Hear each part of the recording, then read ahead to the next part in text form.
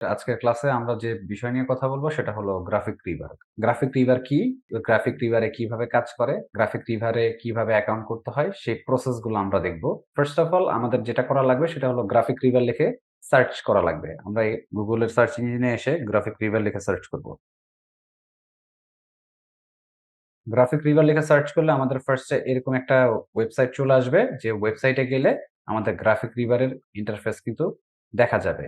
এটার ভেতর থেকে আমরা গ্রাফিক রিভারের উপরের দিকে যদি লক্ষ্য করি, দেখা যাচ্ছে এনভাটো এলিমেন্ট। তার মানে এনভাটো এলিমেন্টের একটা মার্কেট প্লেস, যেখানে আমরা graphic related, video related, web related অনেক রকমের কাজগুলো এখানে সাবমিট করে প্যাসিভ আর্নিং করতে পারি। এক কথায় বলা যায় গ্রাফিক রিভার হলো একটা প্যাসিভ আর্নিং মার্কেট প্লেস, যেখান থেকে আমরা প্যাসিভ আর্নিং করতে পারবো।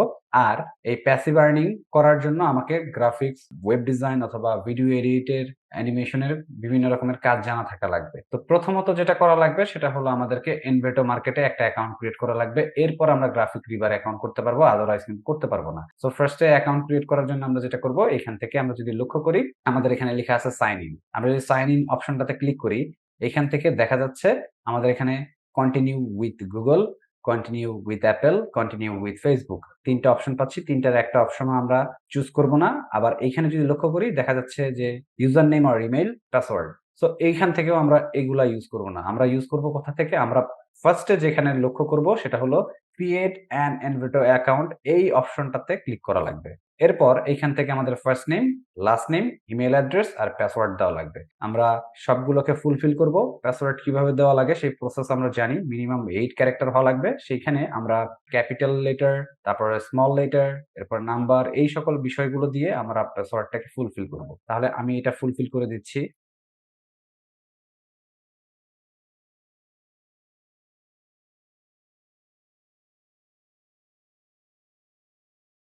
এরপর এইখান থেকে I am not robot এই অপশনটাতে ক্লিক করে দিব। এখানে একটা পাজল চলে আসবে। সেই পাজলটাকে আমাকে মিলানো লাগবে। বাইসাইকেল, আমরা এখান থেকে বাইসাইকেল দিয়ে ভেরিফাই করে দিলাম। ডান। এরপর এখান থেকে করে দিব ক্রিয়েট। আমরা যদি চাই এখান থেকে আমাদের গ্রাফিক রিভার এর যদি পাসওয়ার্ড আর ইমেইল অ্যাড্রেসটাকে সেভ করে রাখতে, তাহলে এখান থেকে সেভ করে রাখতে পারবো। এরপর আমরা চলে যাব মেইলে।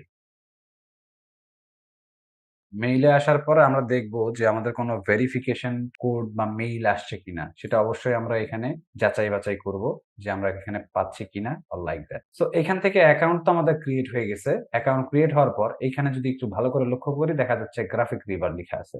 আমরা যদি গ্রাফিক রিভার এই অপশনটাতে ক্লিক করি, তাহলে আমরা কোনো রেসপন্স পাচ্ছি না। আর যদি প্রোফাইলের উপরের দিকে আসি, তাহলে এইখান থেকে একটা নাম চলে আসছে হাই www. মানে আমাদের যে ইউজার নেমটা সেটা সহ এখানে কিন্তু একটা নাম দিয়ে দিছে। আমরা কি করব? প্রোফাইলে ফার্স্ট এ প্রোফাইলে আমরা এখানে ক্লিক করব প্রোফাইল। আমাদেরকে প্রথমত প্রোফাইলটাকে সেটআপ করা লাগবে বা কাস্টমাইজ করা লাগবে। আমরা যদি এইখান থেকে প্রোফাইলটাকে সেটআপ বা কাস্টমাইজ করতে চাই, আমরা এখান থেকে চলে যাব সেটিংস। সেটিংস এ আসার পর এখান থেকে দেখতে পাচ্ছি আমাদের name, last name, company name, আমাদের যদি কোন একটা কোম্পানি থাকে বা কোন একটা কোম্পানির আন্ডারে যদি আমরা কাজ করে থাকি, সেক্ষেত্রে আমরা কোম্পানির নেম দিতে পারি। এরপর হচ্ছে আমাদের কান্ট্রি, এখান থেকে আমরা কান্ট্রি সিলেকশন করব।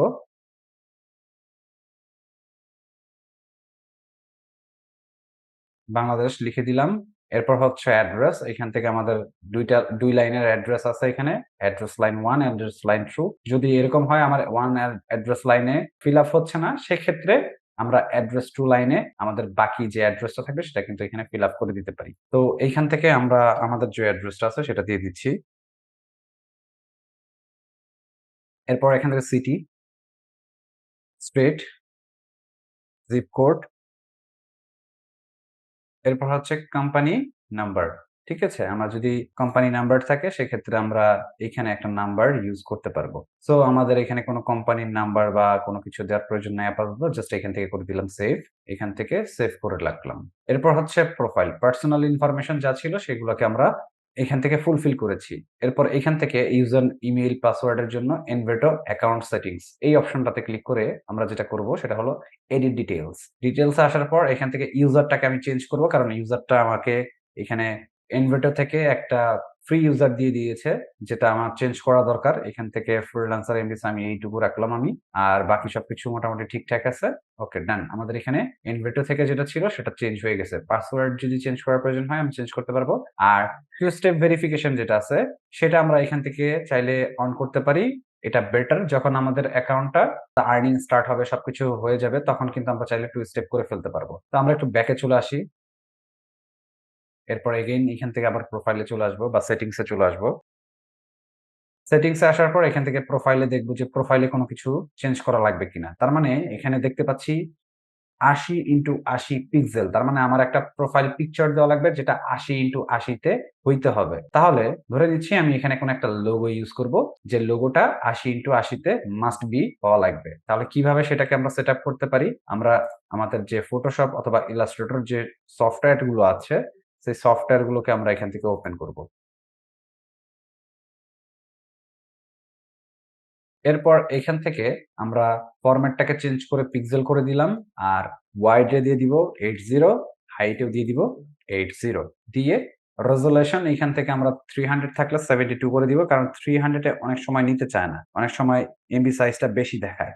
সেজন্য আমরা এখানে ৭২ করে দিব। আবার যদি এরকম হয় রেজোলিউশন বেশি কমে গেছে, সেক্ষেত্রে আমরা যেটা করতে পারি সেটা হলো সেটাকে ১৫০ অথবা ৩০০ করে দিতে পারি। তো এখন এইখানে আমি চাচ্ছি কোন একটা ফাইল বা কোন একটা ইমেজকে শো করতে। মানে এক কথা আমি আমার প্রোফাইল পিকচার দিব, দ্যাটস হোয়াই। তো ধরে নিচ্ছি আমার একটা লোগো আছে অথবা আমার একটা নাম আছে অথবা আমার একটা ইমেজ আছে, যে ইমেজটাকে আমরা ৮০৮০ মেজারমেন্ট এ সেটআপ করব। তাহলে এইখান থেকে ধরে ধরে নিচ্ছি যে এটা আমার একটা লোগো যেটাকে আমি সেটআপ করতে চাচ্ছি আমার প্রোফাইলে। এটাকে ড্র্যাগ করে নিয়ে আসলাম। এরপর এটাকে পারফেক্ট ভাবে আমরা এটাকে সেটআপ করে দিব। যদি একটু লম্বা হয়ে গেছে, আমি লম্বা চাচ্ছি না। এটাকে আমি টেনে বড় করে দিলাম। ডান। কাজ কিন্তু হয়ে গেছে। এখন এটাকে আমাদের সেভ করা লাগবে। তাহলে আমরা ফাইলে চলে যাব। Export, export as JPEG export করে দিলাম। এখন এটা আমাদের যেকোনো একটা লোকেশনে আমরা সেভ করে দিতে চাচ্ছি। কাজ শেষ। এই যে আমার এখানে কিন্তু চলে আসছে। এখন এটাকে আমরা কি করব? এইখানে নিয়ে আসবো। তাহলে এটাকে আমরা ড্রাগ করেও নিয়ে আসতে পারি। এইভাবে ড্রাগ করে আমি যদি এখানে এনে ছেড়ে দেই, তাহলে কিন্তু সেটা কপি হয়ে যাবে। অথবা আমরা যদি এখানে ডাবল ক্লিক করি বা সিঙ্গেল ক্লিক করি, সিঙ্গেল ক্লিক করার পর আমরা যদি ডেস্কটপে চলে আসি, এসে এখানে ডাবল ক্লিক করি, এখানে কিন্তু সেটা নিয়ে নিবে, যে 1 নিয়ে নিছে। এরপরে যদি করে দিই save, your profile has been uploaded। তার মানে আমাদের প্রোফাইলটা আপলোড হয়ে গেছে।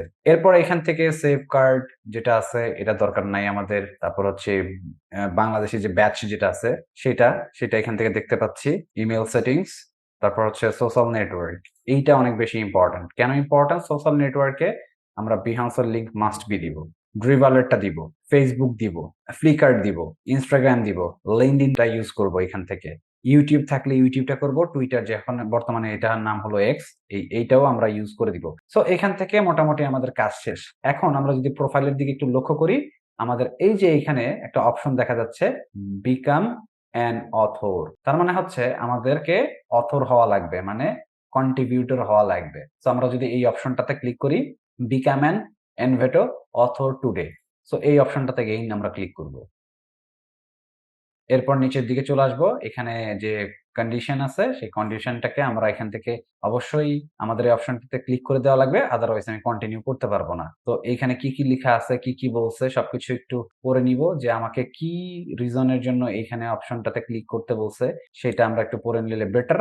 না পড়তে চাইলেও আপনার অসুবিধা নাই। বাট অবশ্যই এখানে ক্লিক করে তারপর কন্টিনিউ করা লাগবে। এরপর এইখানে যদি আমরা আসি, hire freelancer MD Sami, welcome on board. তার মানে হচ্ছে এইখানে আমাদের কিছু টাস্ক থাকবে। সেই টাস্কটাকে আমাদের এইখান থেকে ফিল আপ করা লাগবে।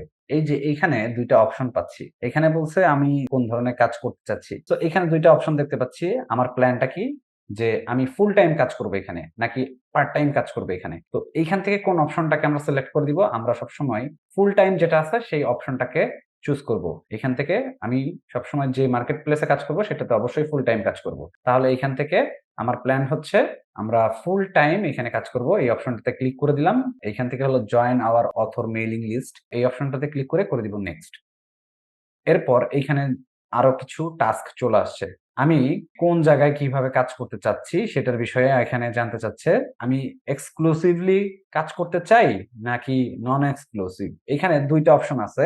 একটা হলো এক্সক্লুসিভ আর একটা হচ্ছে নন এক্সক্লুসিভ। সো নন এক্সক্লুসিভ কি আর এক্সক্লুসিভ কি সেটা আমাদের জানা লাগবে। তো এক্সক্লুসিভ যেটা সেটা হলো আমি এই সেক্টরেই আমাদের কি করা লাগবে? আমাদের ফাইলগুলোকে আমি আপলোড করতে পারবো। আমাদের এই ফাইলগুলোকে আমরা অন্য কোনো সেক্টরে সেল করতে পারবো না বা আপলোড করতে পারবো না। নাম্বার 1। নাম্বার 2 হলো আমি এই সাইটে আপলোড করতে পারবো, অন্য সাইটেও আপলোড করতে পারবো, কিন্তু সেখানে আমার অ্যামাউন্টটাকে কম দেওয়া হবে। মানে আমি ঐরকম অ্যামাউন্ট পাবো না। তো সেক্ষেত্রে আমি এখান থেকে এক্সক্লুসিভ যেটা আছে সেইটা হাই আর্নিং পার্সেল এই অপশনটাকে আমরা সিলেকশন করে তারপরে নেক্সট করে দিব। আচ্ছা, এইখানে আরেকটা অপশন চলে আসছে স্পেশালিটি। আমার স্পেশালিটি কি? আমি এখান থেকে দিব গ্রাফিক ডিজাইন। এই অপশনটাকে আমরা সিলেক্ট করতে পারি।